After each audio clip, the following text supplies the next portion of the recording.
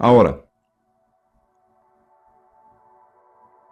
quiero pasar a uno de los capítulos de la Biblia más emocionantes para mí, y es Ezequiel capítulo 36. He aquí una descripción paso a paso del regreso del pueblo judío a su propia tierra.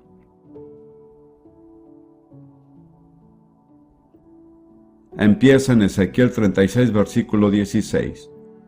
Vino a mí palabra de Jehová diciendo: Hijo de hombre, mientras la casa de Israel moraba en su tierra, la contaminó con sus caminos y con sus obras. Como inmundicia de menstruosa fue su camino delante de mí. Note que era su propia tierra, pero la contaminaron con su pecado. Así que Dios prosigue diciendo: Y derramé mi ira sobre ellos por la sangre que derramaron sobre la tierra, porque con sus ídolos la contaminaron. Así que Dios trajo juicio sobre el pueblo cuando aún estaban en su tierra, por su pecado y su idolatría. Y otra declaración de la decisión de Dios está en el versículo siguiente: Los esparcí por las naciones y fueron dispersados por las tierras, conforme a sus caminos y conforme a sus obras les juzgué. Entonces el siguiente juicio fue ser dispersados por la tierra. Y enseguida Dios dice: cuando fueron a las otras naciones me avergonzaron. Y cuando llegaron a las naciones a donde fueron, profanaron mi santo nombre, diciéndose de ellos: estos son pueblo de Jehová, y de la tierra de él han salido. El Señor dijo: el pueblo que fue esparcido por la tierra me ha avergonzado con su conducta, porque no se comportaron como mi pueblo. Ahora, el versículo siguiente es muy significativo, porque nunca entenderá los tratos de Dios con Israel hasta que entienda su motivación primordial. Versículo 21. Pero he tenido dolor al ver mi santo nombre profanado por la casa de Israel entre las naciones a donde fueron. Dios no lo hace por el pueblo judío, lo hace por causa de su nombre. Si usted no comprende esto, no podrá entender los acontecimientos de la historia. Dios ha intervenido por la gloria de su nombre. Ahora, Dios dice: esa es la manera como los trataré. Es muy interesante y sencillo. Es una descripción paso a paso de la restauración del pueblo judío a su tierra y a su Dios. Tal vez usted diga: Dios, ¿por qué lo hiciste así? Deberían primero arrepentirse y luego regresar a la tierra.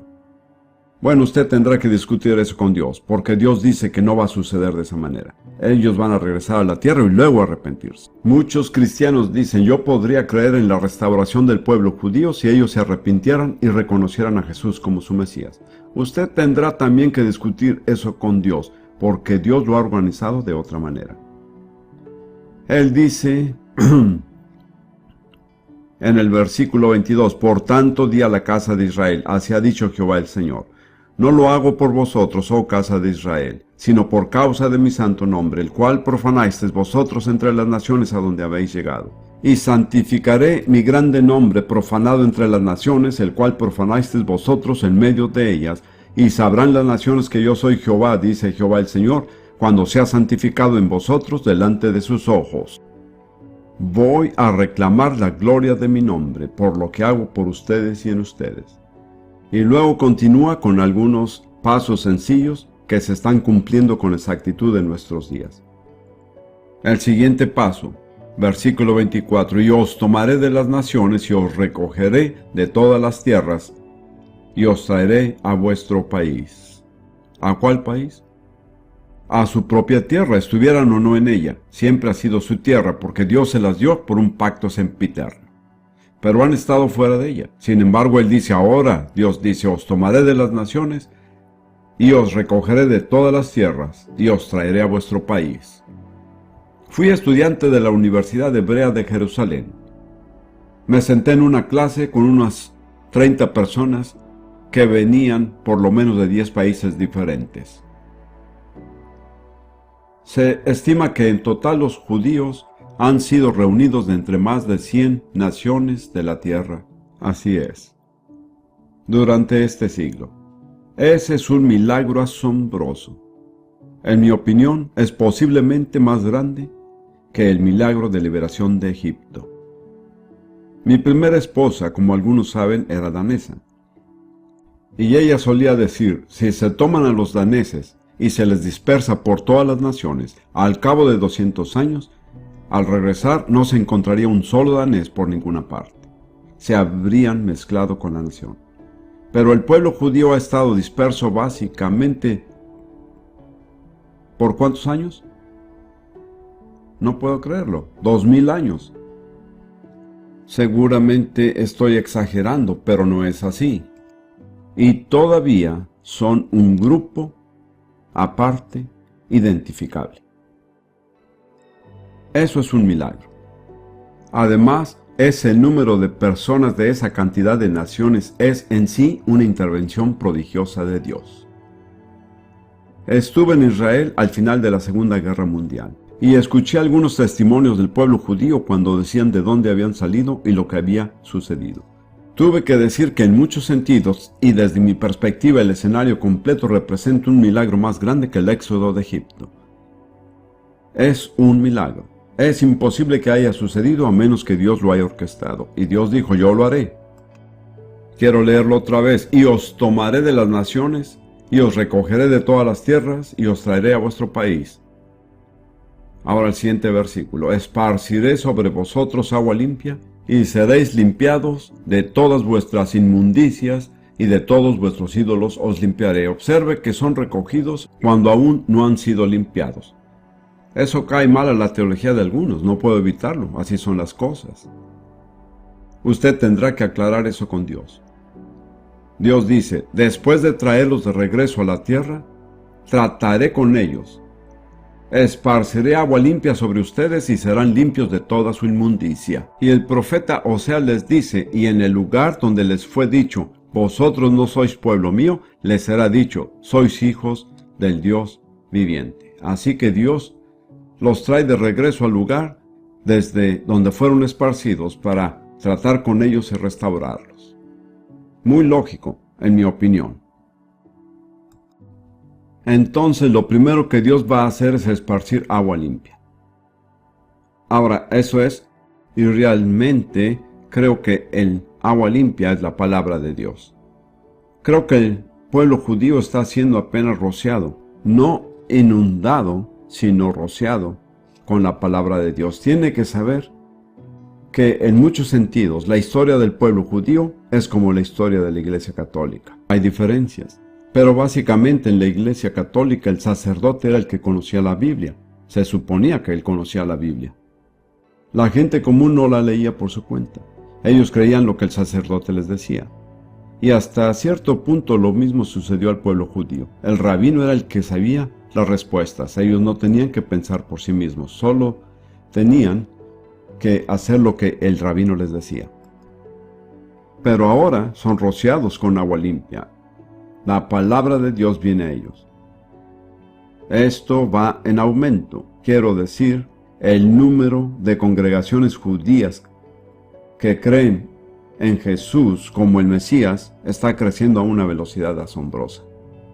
Puedo recordar cuando estuve en Jerusalén en 1948.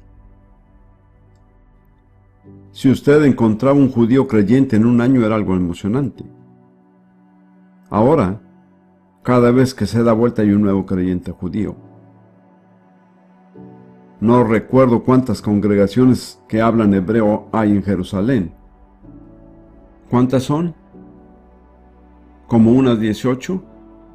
18 congregaciones de habla hebrea en Jerusalén. Eso ha sucedido en los últimos años. Dios está esparciendo agua sobre ellos. El agua limpia de la palabra de Dios.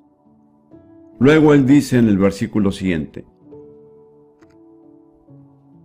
os daré un corazón nuevo y pondré un espíritu nuevo dentro de vosotros y quitaré de vuestra carne el corazón de piedra y os daré un corazón de carne. Entonces, durante los siglos de la dispersión, el pueblo judío tuvo un corazón de piedra. El juicio de Dios. Un corazón de piedra no puede responder al Espíritu Santo. Ellos eran incapaces de responder. Ellos eran siempre las excepciones. Ahora Dios está quitando el corazón de piedra y les está dando un corazón de carne. Y uno de los cambios emocionantes ocurre en su actitud hacia Yeshua, hacia Jesús. Recuerdo en 1947 o 1948, cuando hablaba como un judío y dije, yo creo que Jesús es el Mesías. Y él se dio vuelta y escupió en el suelo. Esa fue su reacción al nombre de Jesús. Un profesor de religión de la Universidad Hebrea de Jerusalén hizo este comentario hace años. Él dijo, hace un tiempo todos mis estudiantes querían saber acerca de argumentos teológicos. Ahora lo único que quieren saber es acerca de Jesús. Como ve, hay un cambio, viene un cambio muy significativo. Dios dijo que vendría. Os daré un corazón nuevo y pondré un espíritu nuevo dentro de vosotros y quitaré de vuestra carne el corazón de piedra y os daré un corazón de carne.